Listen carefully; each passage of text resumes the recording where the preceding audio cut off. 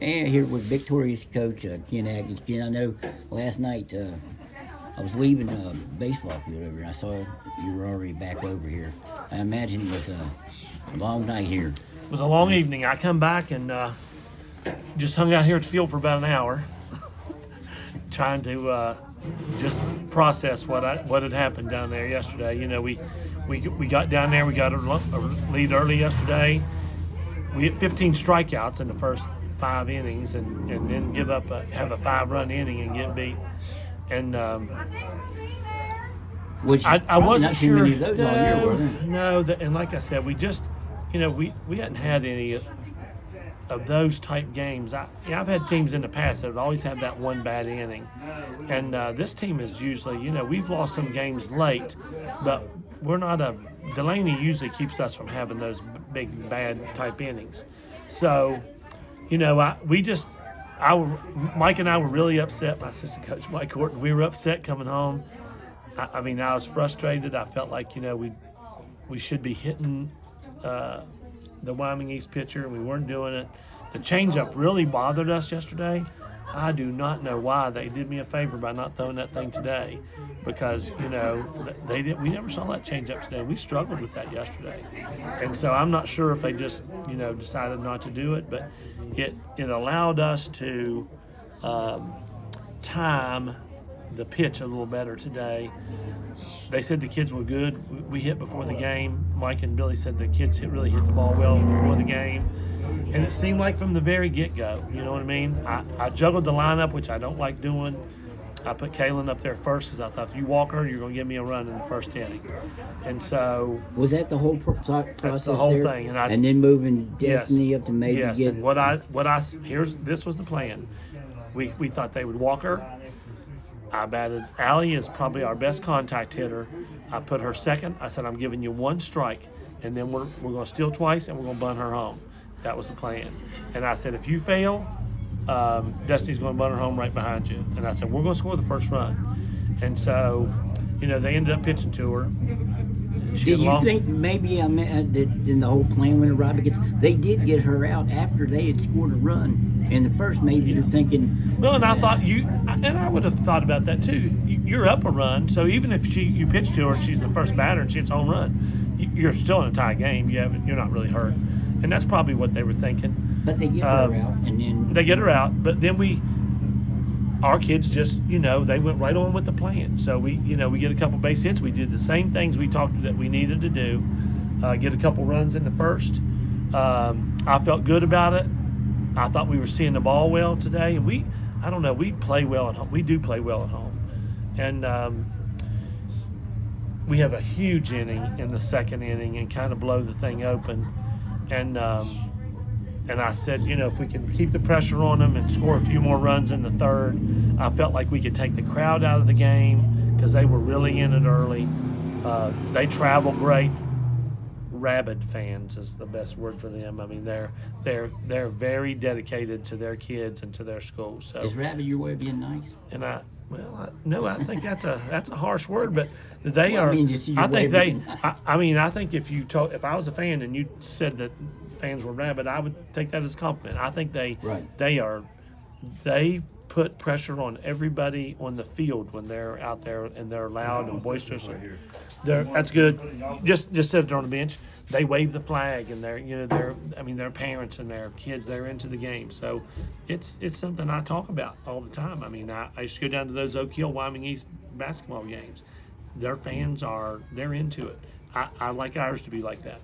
And so, but once we took them out of it, I felt like our kids kind of settled in, and we really got aggressive then, hit some balls. I really was afraid for Olivia when we get that. Chloe hit the ball back up the middle off her leg, because, we were just smashing the ball. And so, and all the balls that we didn't get to drop in the last 3 or 4 games, they all started to seem like they were dropping today. And that's a big part of it. And we get, I don't know, in the teens, how many strikeouts we have today? I think it was 8 or 9. So, got a bunch of strikeouts, and that's another 5-inning game where I keep telling people it's hard to know how many strikeouts Delaney would have if we played 7-inning games. I mean, we played a lot of 3-inning games and 5-inning games. Speaking of her, I mean, what was different today as opposed to yesterday? And granted, again, it might She always be, says, like it's like a running joke, but she always says, "Get me 5 runs, I can go out there and be loose." Because even a grand slam, then you can't catch up. So I said, we'll get you the runs, but you got to take care of the rest. And I talked to her today. I said, let me handle the stress and the noise. You and Kaylin, you do your job, and let me carry the burden of all the other stuff. I'll take the blame for the pitches called, all that stuff. You have no responsibility other than to go out there and play your game. And I think that helps does her. she normally take on that burden herself? She bears a lot. She's the only pitcher. I mean, it don't take a genius to figure out, and she's a pretty smart kid, but it don't take a genius to figure out, you know what I mean? If we go as she goes. I mean, if she has a bad day, we have a bad day. Well, Because we early on in these tournament games, we have not scored a lot of runs. And so if she feels like if I give up a couple runs, it's bad. You know what I mean? We get beat here. And speaking of taking on burden, you've got a girl that you said could have been a D1 player maybe, and you're talking about Destiny Blankenship. Oh, yeah. Had she played, she had 11 RBIs in this series, 8 with the bases loaded. I mean, what do you make of that? Well, that's and I'm happy for her because she's worked hard all year. We finally got her to come out for softball. And I told her in the beginning, we're not going to ask you to do too much. I don't burden her with a lot of stuff at the plate. I just say, you see the ball, you hit the ball. And she's responded to that. When she's made mistakes, I tell her what the mistakes are. I tell her what we need to do next time, and she tries to go up and do that. I have a great relationship with her. She doesn't wear her feelings on her shirt sleeve, and she's had some bad days, and I've been hard on her. But she's bounced back every time, and I kept telling her, if you'll do the things we're asking you, in the end, you can really help us. And that's Exactly. I was like a prophet when it You came said to that. you told her she was one of the luckiest. She's the luckiest person I know because every time she comes up, she gets the bases loaded, and they seem to fall behind, and she gets the pitch right down the middle and just smashes it. So, but that's hard work and buying into what we're asking her to do. So, that works pretty good. You were the prohibitive favorite, I think, this year, and to make it through. I mean, you had to be thinking maybe last night there's going to be a reverse of 2 years ago. I did. When I they were the told prohibitive. listen. I told Rusty that. I said the one thing I didn't want to happen was win the first game and them turn that on me like I turned that on them 2 years ago. That takes a lot out of you, and I went home thinking about that last night. Man alive, I cannot allow that to happen after I get a one run. After I get that lead. And now you say prohibitive favorite. I don't. Nobody talked about us all year other than getting beat in close games and giving up game-winning home runs. All I heard about was Shady Spring all season. Yeah, but that was a schedule, was it not? Well, it was, and we lost some. We lost a lot of close games, a lot of them. I used to count them, and I finally quit counting. Is your coaching style kind of defined a thing like you heard so much about? Do you try to find that one thing and use it as motivation? And maybe it's more than one thing, but the one thing I have heard you mention at times this year is everybody's talking about another team, and it's not us. We do. Listen, my pitcher used it.